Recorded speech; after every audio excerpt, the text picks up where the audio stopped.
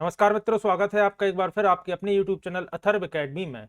दोस्तों, यह है हमारी यूपी पुलिस कांस्टेबल एवं एसएससी जीडी की स्पेशल सीरीज की सेकंड क्लास है। इसमें हम देखेंगे GK, GS, science, current affair एवं हिंदी के कुछ काफी महत्वपूर्ण प्रश्नों को। तो वीडियो को पूरा जरूर देखिएगा। पहला प्रश्न है, तानसेन का मकबरा कहाँ स्थित है? याद रखिएगा, इसका सही जवाब होगा ग्वालियर मध्य प्रदेश में तानसेन का मकबरा स्थित है।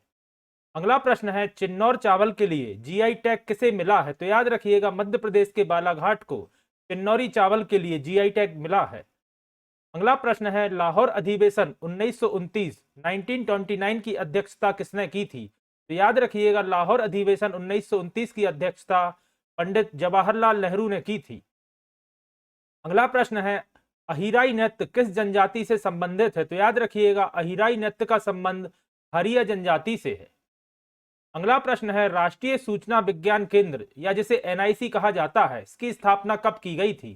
तो याद रखिएगा, एनआईसी या राष्ट्रीय सूचना विज्ञान केंद्र की स्थापना वर्ष 1976 1976 में की गई थी। अगला प्रश्न है, केंद्रीय वित्त मंत्री के मुख्य आर्थिक सलाहकार कौन है?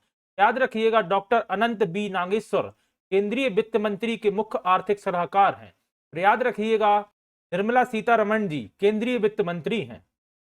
अगला प्रश्न है, समुद्रगुप्त ने किसे हराया था? तो याद रखिएगा, नागसेन को समुद्रगुप्त ने हराया था। और यह प्रश्न इस तरह भी आता है कि नागसेन को किसने हराया था? तो याद रखिएगा, समुद्रगुप्त ने। अगला प्रश्न है, चंबल नदी मध्य प्रदेश के अलावा और कौन से राज्य से होकर बहती है? तो याद रखिएगा, चंबल नदी 3 राज्यों से होकर बहती है, मध्य प्रदेश, राजस्थान एवं उत्तर प्रदेश। अगला प्रश्न है, वैदिक आर्यों का मुख्य भोजन क्या था? तो याद रखिएगा, दूध, दही, मक्खन एवं फल वैदिक आर्यों का मुख्य भोजन था। अगला प्रश्न है, राज्यसभा की अध्यक्षता कौन करता है? तो याद रखिएगा, उपराष्ट्रपति राज्यसभा की अध्यक्षता करता है। अगला प्रश्न है, वायु प्रदूषण रोकने के लिए कौन सा अधिनियम पारित किया गया? तो याद रखिएगा, अधिनियम 1981 पारित किया गया है वायु प्रदूषण रोकने के लिए। अगला प्रश्न है, विश्व पर्यावरण दिवस कब मनाया जाता है? दोस्तों, काफी महत्वपूर्ण प्रश्न है, पहले कई एग्जाम से पूछा जा चुका है। और याद रखिएगा, प्रति वर्ष 5 जून को विश्व पर्यावरण दिवस के रूप में मनाया जाता है। अगला प्रश्न है, महात्मा गांधी को पहली बार जेल कब हुई थी? इसका सही जवाब होगा 10 अप्रैल 1919 को महात्मा गांधी को पहली बार जेल हुई थी।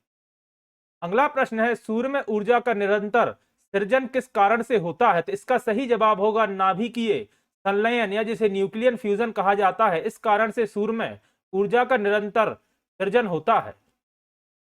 अगला प्रश्न है, मनुष्य के जीभ के किस क्षेत्र में कड़वाहट की संवेदना सीमित रहती है? तो इसका सही जवाब होगा, जीभ के पिछले भाग में मनुष्य के जीभ में कड़वाहट की संवेदना सीमित रहती है।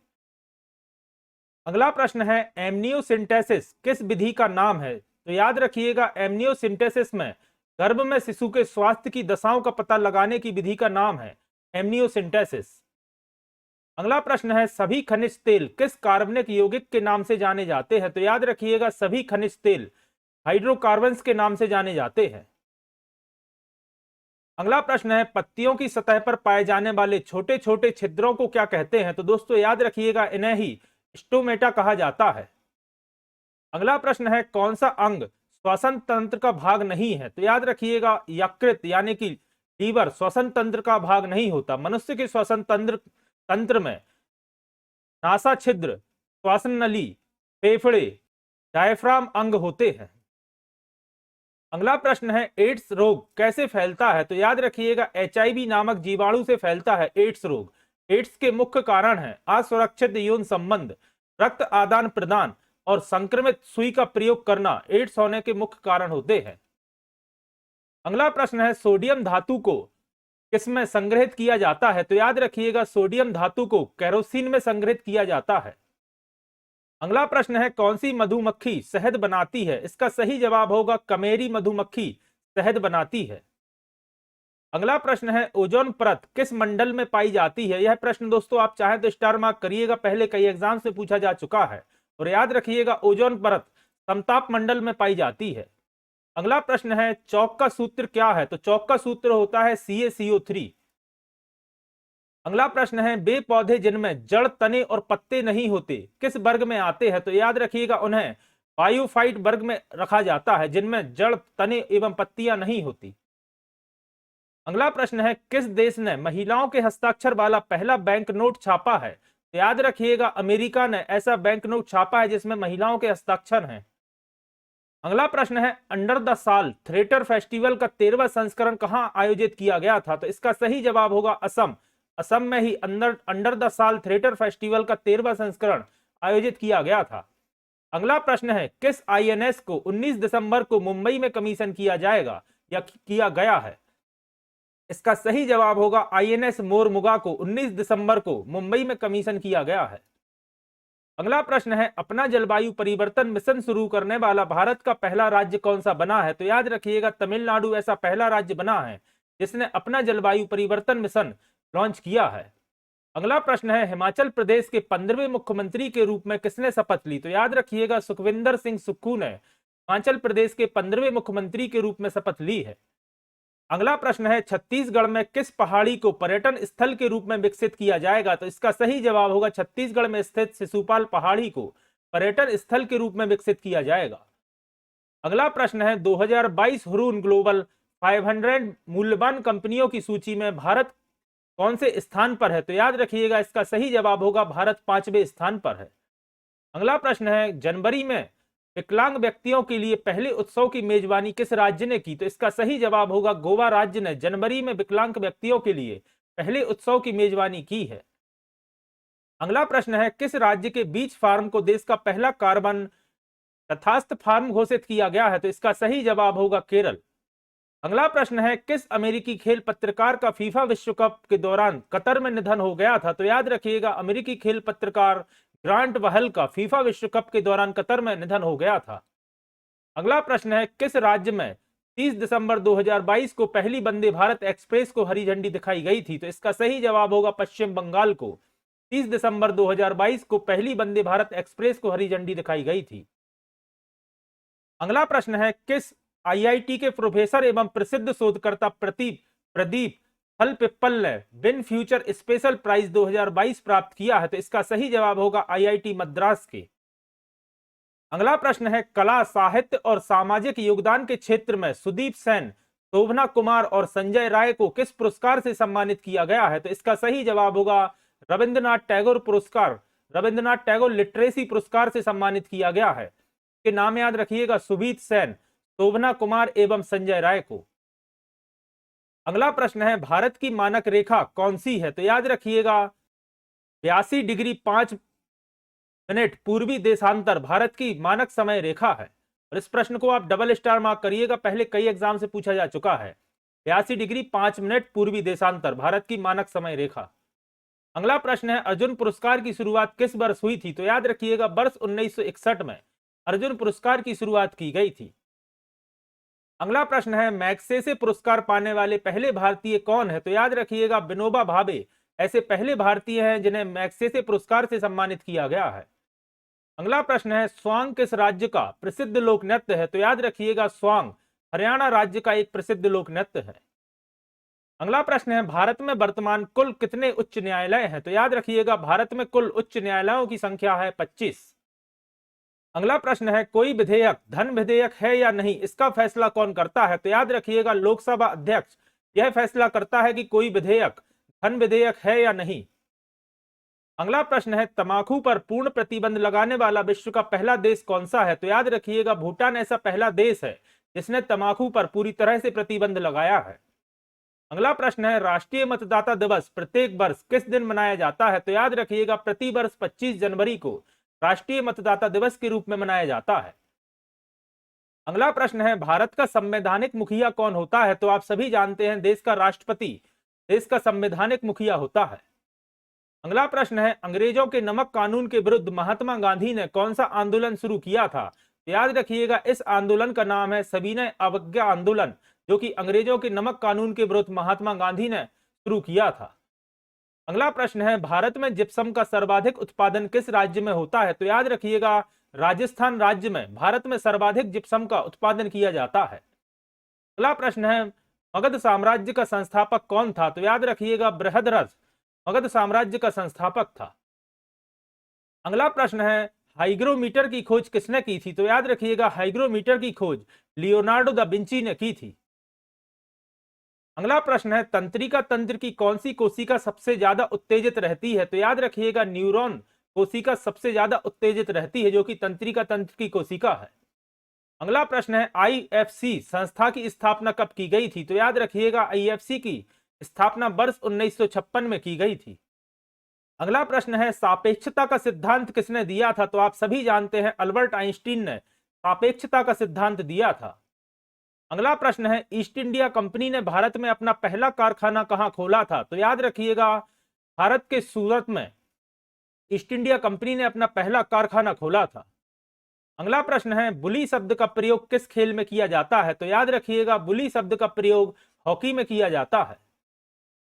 अगला प्रश्न है किस भारतीय एथलीट को उड़न परी के नाम से भी पुकारा जाता था? तो याद रखिएगा उड़न परी के नाम से पीटी उषा को पुकारा जाता था।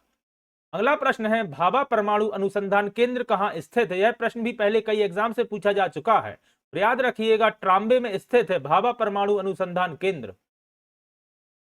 अगला प्रश्न है बरदौली आंदोलन का नेतृत्व किसने किया था? तो याद रखिएगा सरदार वल्लभ भाई पटेल ने बरदौली आंदोलन का नेतृत्व किया था, और इसी आंदोलन में वल्लभ भाई पटेल को सरदार की उपाधि दी गई थी। अगला प्रश्न है किसने खालसा पंथ की स्थापना की थी? तो याद रखिएगा गुरु गोविंद सिंह जी ने खालसा पंथ की स्थापना की थी। अगला प्रश्न है भारत की पहली महिला आईपीएस अधिकारी कौन थी? तो आप सभी जानते हैं किरण बेदी भारत की पहली आईपीएस अधिकारी थी, महिला आईपीएस अधिकारी थी। अगला प्रश्न है कथक किस राज्य का शास्त्रीय नृत्य है? तो याद रखिएगा कथक अगर आपसे पूछा जाता है तो इसका सही जवाब होगा उत्तर प्रदेश, और अगर आपसे कथक कली पूछा जाता है तो इसका जवाब होता है केरल। कथक का संबंध है उत्तर प्रदेश से और कथक कली का है केरल से। अगला प्रश्न है निम्नलिखित पदार्थों में से क्या नॉन स्टिक बर्तन की सतह पर लेपित होता है? या यह प्रश्न इस तरह भी पूछा जाता है कि नॉन स्टिक बर्तन की सतह पर किस पदार्थ का लेप लगाया जाता है? तो याद रखिएगा इसका सही जवाब होगा टेफ्लॉन का। अगला प्रश्न है पृथ्वी सूर्य की परिक्रमा कितने दिन में करती है? तो याद रखिएगा 365 दिन 6 घंटे एवं 48 मिनट में पृथ्वी सूर्य की परिक्रमा पूरी करती है। अगला प्रश्न है आकाश गंगा का वर्णन किस वैज्ञानिक ने किया था? तो याद रखिएगा थॉमस राइट ने आकाश गंगा का वर्णन किया था, और हमारी आकाश गंगा को मिल्की वे के नाम से जाना जाता है, याद रखिएगा। अगला प्रश्न है फ्यूनेरिया किस वर्ग का है? तो याद रखिएगा फ्यूरेनिया ब्रायोसिडा वर्ग का है।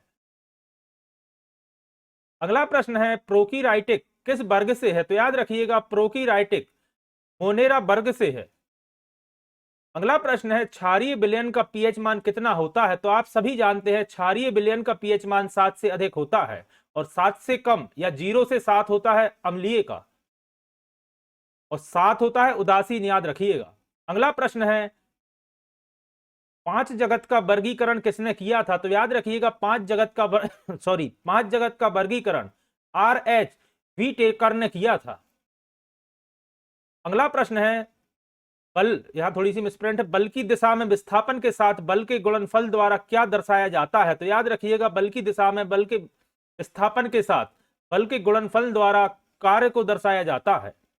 अगला प्रश्न है आयोडीन की कमी के कारण कौन सा रोग होता है? तो आप सभी जानते हैं घेंगा रोग होता है आयोडीन की कमी के कारण, घेंगा को ग्वाइटर कहा जाता है। अगला प्रश्न है निराई के लिए किस उपकरण का प्रयोग किया जाता है? तो याद रखिएगा निराई के लिए खुरपी का उपयोग किया जाता है। अगला प्रश्न है कैल्शियम क्रिस्टल शरीर के किस क्षेत्र का सामान्य हिस्सा है? तो याद रखिएगा कैल्शियम क्रिस्टल मानव शरीर के कान का हिस्सा होता है। अगला प्रश्न है किसी ध्वनि स्रोत की आवृत्ति में होने वाले उतार चढ़ाव क्या कहलाते हैं? तो दोस्तों इसे ही डॉपलर प्रभाव कहा जाता है। अगला प्रश्न है पास आती हुई रेलगाड़ी की सीटी की आवृत्ति किस कारण से बढ़ती हुई सुनाई देती है? तो याद रखिएगा डॉपलर प्रभाव के कारण ही पास आती हुई रेलगाड़ी की सीटी की आवृत्ति बढ़ती हुई सुनाई देती है। अगला प्रश्न है केल्वियन मान में मानव शरीर का सामान्य तापमान कितना होता है? तो याद रखिएगा केल्वियन मान के अनुसार मानव शरीर का सामान्य तापमान 310 होता है। अगला प्रश्न है किस तापमान पर सेल्सियस एवं फ़ारेनहाइट तापमापियों में एक ही होंगे, यानी कि थर्मामीटर में एक ही होंगे? तो याद रखिएगा सेल्सियस एवं फ़ारेनहाइट -40 डिग्री पर एक ही होते हैं या बराबर होते हैं। अगला प्रश्न है न्यूनतम संभव तापमान कितना होता है? तो याद रखिएगा -273 डिग्री सेल्सियस न्यूनतम संभव तापमान होता है? अगला प्रश्न है, किसी